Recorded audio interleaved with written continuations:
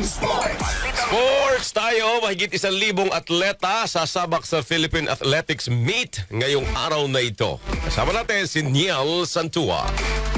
Nakatutok ang atensyon ng mga lokal na atleta sa pagsisimula ng ICTSI Philippine Athletics Championship ngayong araw sa New Clark City sa Capas, Tarlac. Mahigit 1,000 atleta kabilang ang ilang dayuhang kalahok ang sasabak sa prestihiyosong track and field meet. Layunin ng torneo na mabigyan ng pagkakataon ng mga homegrown talents na maipakita ang kanilang husay at makakuha ng pwesto sa mga susunod na international competition. Inaasahang magiging tampok ang matitinding laban sa iba't ibang uri ng running, jumping at throwing events. Samantala, magsisilbi rin ang kampyonato bilang mahalagang yugto sa paghahanda ng mga atletang Pilipino para sa mga darating na pandaigdigang torneo. Para sa ating Armen Sports, Radyo Maniel Santua Tatak, Armen!